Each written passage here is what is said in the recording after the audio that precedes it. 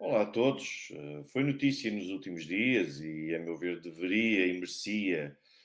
uma profunda análise e até um acompanhamento digno,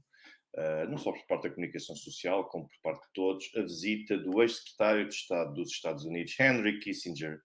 à China, onde foi recebido pelo presidente chinês Xi Jinping. Eu acho que é importante fazer desde já que a análise compreenda um enquadramento de quem é que verdadeiramente foi e quem é que será Henry Kissinger mesmo quando vier a morrer. Ora bem,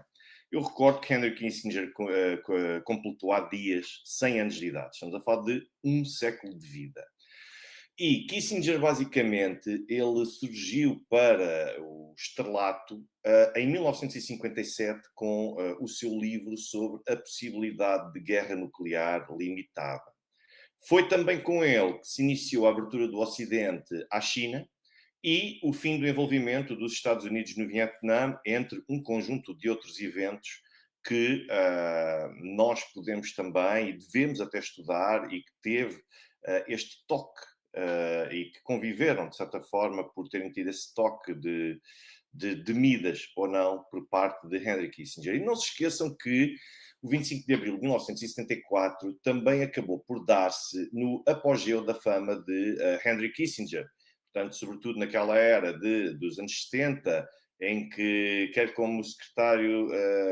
como chefe da diplomacia e também secretário de Estado, quer por parte de Richard Nixon, quer também do ex-presidente Ford, foi, aliás, Kissinger quem teve esta intervenção e esta participação, portanto, atingiu claramente o estatuto de popstar, por assim dizer, desde os anos 70, sobretudo quando chegou a este cargo e este tipo de posição de poder ligado aos Estados Unidos. Mas não foi só isso, porque é muito importante lembrar que Henry Kissinger não era um especialista em geopolítica, nem sequer era ou é aquilo que se pode dizer como o maior especialista em geopolítica.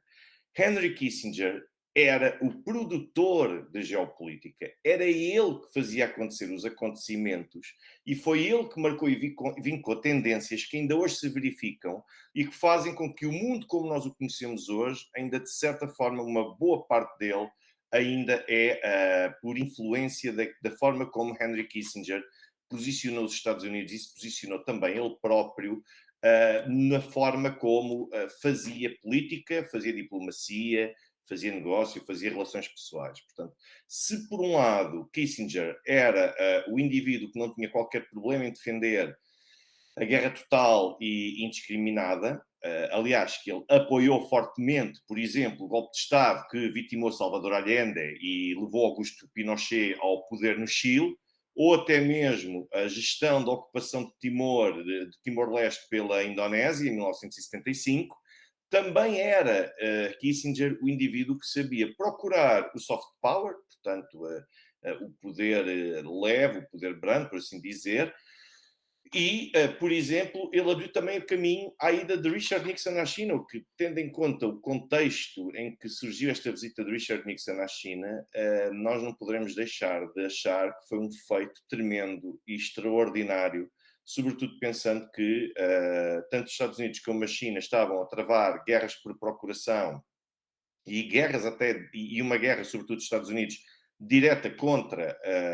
um satélite, por assim dizer, da China, nomeadamente no Vietnã, e que cerca de 20 anos antes tinham estado a combater na península da Coreia, ora contra, ora a favor, tentando pressionar as forças do Norte e as do Sul para perceber quem é que basicamente se iria movimentar ao ponto de poder prevalecer neste xadrez geopolítico como acabou por se verificar. Ao mesmo tempo, é importante também dizer que Henry Kissinger não era um indivíduo obstinado e acho que isso ajudou a que Kissinger se tornasse no mito que ele ainda hoje é. É o facto de ele saber ceder, saber apoiar até movimentações e sugestões que pudessem ir contra aquilo que ele achava que deveria ser feito. E também o facto de ter, ao mesmo tempo, a capacidade para assumir, que é uma coisa rara nos dias de hoje, os erros que comete. Kissinger fez isso, não necessariamente no momento, foi fazendo posteriormente, foi reconhecendo que quando é que de facto estava errado, porque afinal é humano, é homem e não deixa de ter, não podemos vê-lo, nem é expectável, apesar de muitos o verem em Portugal, mas eu tenho sempre de sublinhar isso, em Portugal e não só, Kissinger quase como o deus da geopolítica quase uma entidade sobre-humana que tudo aquilo que diz acerta, não acerta, portanto não acerta, e tanto não acerta que o próprio admite desde há muito tempo alguns dos erros que comete, outros ele não admitirá, mas isso quer dizer, isso faz parte da essência humana. Mas é importante sublinhar, por exemplo, relativamente ao Chile,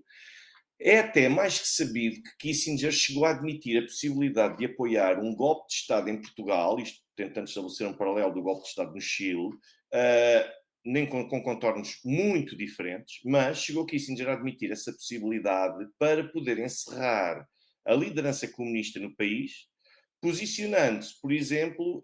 personalidades como o general Spínola, Mário Soares, ou até mesmo Mel Antunes, como eventuais destinatários desse armamento, se isso ajudasse de alguma forma, num determinado momento, em função das circunstâncias no terreno também, a fazer com que os comunistas abandonassem o poder. E foi até Kissinger, eu não posso deixar de recordar isto, quem desenvolveu a chamada teoria da vacina. E o que é a teoria da vacina? É que consistia esta teoria da vacina no seguinte: se Portugal caísse nas mãos dos comunistas, isso faria de Portugal uma espécie de Cuba da Europa e deixaria o exemplo para que Espanha e Itália não caíssem na mesma tendência, e o alarme era tanto que a Kissinger chegou a admitir até a hipótese de poder atacar Portugal e expulsar Portugal da NATO,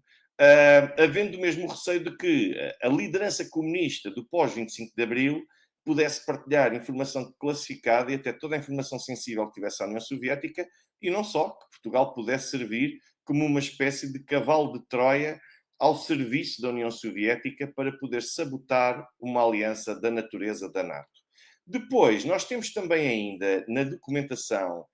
de reuniões que foram desclassificadas pelo Departamento de Estado dos Estados Unidos, nós temos um desabafo que resume a abordagem dos Estados Unidos em matéria de política externa. O presidente Ford basicamente disse algo como: nós temos de fortalecer as forças democráticas em Portugal e ajudá-las a retirar o governo das mãos dos radicais. Quer dizer, nós temos de radicalizar, basicamente, e dar mais aos democráticos, às forças democráticas, para poderem radicalizar-se ainda mais e ter ainda mais no seu poder, poderem expulsar os radicais. E quer dizer, eu volto a dizer, eu não estou a fazer campanha por nenhum partido ou movimento ou ideologia política, só estou a dizer que isto reflete e resume aquilo que é a geopolítica, não só de Kissinger, mas dos Estados Unidos,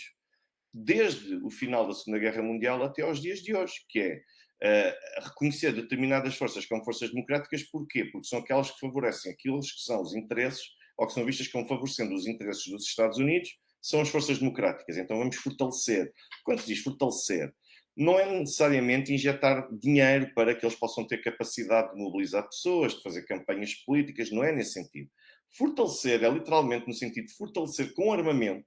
para que consigam colocar pressão ainda maior sobre governos, como neste caso foram aqueles governos do pós-25, imediatamente do pós-25 de Abril. Portanto, mas eu volto a dizer, eu não estou aqui necessariamente a defender qualquer tipo de ideologia ou de partido, não estou a fazer isso. Estou a reconhecer uma evidência que ainda hoje se alastra para um conjunto de outros palcos. E depois, eu não sei, eu gostaria ainda de destacar o seguinte, é que eu não sei se Kissinger foi pioneiro nisto, mas ele foi certamente aquele que, pelo menos na última metade do século XX, pareceu ser o precursor desta tendência, deste conceito. E eu refiro-me ao conceito de redes sociais, que nós hoje temos de forma banal ao nosso dispor e que servem para as coisas mais corriqueiras, e que pode corresponder, na verdade, a um reflexo do que Kissinger soube construir em matéria diplomática.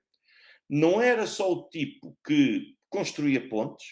não era o tipo que encontrava soluções. Kissinger era o indivíduo que procurava criar e alimentar uma rede de contactos com o chamado networking, com as mais variadas sensibilidades, tipos de sensibilidades à sua volta, estabelecia a proximidade pessoal, tinha muito cuidado em garantir essa aproximação à pessoa e não necessariamente ao cargo político, e basicamente Kissinger era uma espécie de LinkedIn com Facebook juntos. Kissinger foi o pragmatismo e a desumanização da diplomacia, por um lado, mas ao mesmo tempo também tentava chegar ao coração de quem decidia e fossem eles os líderes do que quer que fosse no âmbito político, fosse no âmbito do desporto, fosse no âmbito empresarial, portanto, é tentar chegar a quem decide para fazer as coisas acontecer. E reparem que a inteligência que tem sempre de ser reconhecida a Kissinger, também não estou aqui a fazer uma apologia de Kissinger, mas é inteligente, é talvez uma das cabeças mais brilhantes que de facto temos, independentemente das escolhas que fez e da forma como se posicionou, é uma das escolhas que mais brilhantes, que é uma das personalidades mais brilhantes que nós temos a nível diplomático, a nível mundial, sobretudo pela forma como percebeu como é que se deveria movimentar e como é que deveria relacionar-se e compreender encaixar-se nas diferenças que existem. Reparem, por exemplo, que Kissinger já tinha dito no ano passado que faltava uma estratégia coerente ao Ocidente para a Ucrânia. E Kissinger, uma vez mais, ao longo da sua carreira política, deu exemplos práticos disso mesmo, no sentido que, se é para avançar com tudo. Não é para nós estarmos a seguir pelo caminho A e depois, afinal, vamos recuar, agora vamos pelo B. Bom, mas em vez de continuarmos a seguir o B até ao fim, vamos aqui tentar desviar e criar um C. Ou seja, essas coisas Kissinger claramente abomina e percebe-se pela forma como ele sempre se posicionou e comportou no plano político ou diplomático e até mesmo como estratega e pensador também, a forma como ele continua ainda hoje a dar a sua opinião e as suas posições. Depois, o que é importante relevar neste caso é que o que é que Kissinger foi afinal fazer à China? Não foi vender o 5G. Isso tenho a certeza absoluta, porque não faz qualquer sentido, mas importa perguntar o que é que um homem de 100 anos, nas condições frágeis e débeis em que Kissinger se encontra, aliás, basta ver Kissinger até a falar, a andar, está em bastantes dificuldades. E importa perceber que um homem de 100 anos, nas condições em que Kissinger se encontra, independentemente do estatuto de estrela de rock que ele tem e que tem à escala global, a verdade é que, independentemente de tudo isto, um homem de 100 anos nestas condições não faz uma viagem de avião de 14 horas,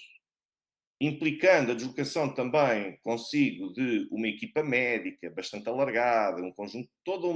uma delegação para o acompanhar, apenas para cumprimentar e para ser agraciado pelo presidente chinês como amigo da China. Portanto, isto não acontece simplesmente. Um homem de 100 anos, que inaugurou uma era de abertura dos Estados Unidos e do Ocidente à China de Mao Tse-tung, vai à China de Xi Jinping, a meu ver, e a leitura que eu posso fazer, para assinalar o fim de uma era que ele próprio ajudou a abrir e inaugurar, e, ao mesmo tempo, para tentar fazer aquilo que se pode chamar de gestão de danos de um conflito que cada vez se torna mais realista e até mesmo provável de acontecer. Um conflito entre a China e os Estados Unidos. A China começou a estratégia de isolamento da ligação financeira aos Estados Unidos em 2013 por receio de contágio do que a crise nos Estados Unidos, a qualquer instante, poderia causar às finanças e até mesmo à China enquanto país.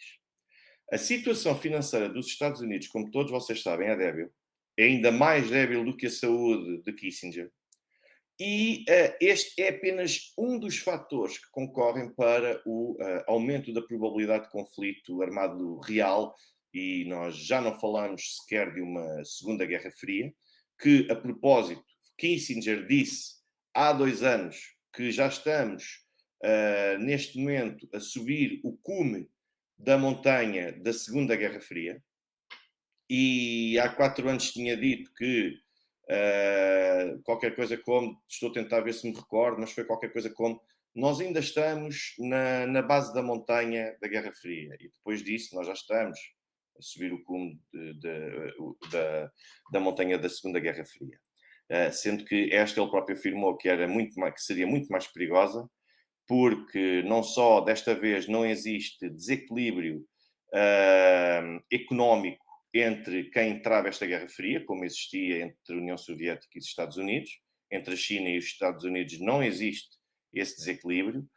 como o tipo de armamento está tecnologicamente muito mais avançado e também, ao mesmo tempo, muito mais perigoso. Portanto, já não é preciso apenas cerrarmos fileiras e concentrar-nos nas questões do nuclear. Há todo um outro mundo em torno, antes de chegar ao nuclear, que também é preciso saber explorar. E agora, a grande questão é conseguir aqui perceber o que é que explotará o início desse conflito. E isto é difícil de perceber, mas também é difícil de perceber e de compreender a razão pela qual a liderança Biden tem feito de tudo para, desde que tomou posse Joe Biden, hostilizar, insultar, provocar a China, querendo também, ao mesmo tempo, impedir Pequim de manter a qualidade de potência, quer política, quer económica e, eventualmente, militar, que poderemos estar prestes a descobrir a capacidade chinesa em matéria militar. E a propósito de tudo isto, eu volto a citar Kissinger, que dissera também há algum tempo que a China não aspira à qualidade de potência com a hegemonia global, antes a China tem capacidade para lá chegar, sobretudo se os Estados Unidos lhe facilitarem o caminho, obrigando-a a tomar uma posição quanto à campanha de que tem sido alvo de bullying autêntico e de perseguição por parte dos Estados Unidos. Xi Jinping recebeu Kissinger, eu não sei se vocês viram algum tipo de imagens ou algum tipo de intervenções feitas até pelo presidente chinês Xi Jinping, mas Xi Jinping chamou Kissinger de o amigo da China. E acrescentou ainda um provérbio chinês dizendo que as grandes virtudes vêm com a longevidade. Ora bem, quando nós vemos estas imagens, nós percebemos que Xi Jinping não está apenas a dirigir-se a Kissinger. A Xi Jinping está a dar um verdadeiro recado também aos Estados Unidos. Basicamente, o que Xi Jinping está a dizer é: ele não nos ostracizou, ele recebeu-nos como amigos e depois acaba dizendo: ouçam o velho. E esta seria a breve análise que eu teria para vocês relativamente à visita de Henry Kissinger a Pequim e a leitura que nós podemos fazer dos acontecimentos. Desejo a todos uma ótima continuação e até amanhã.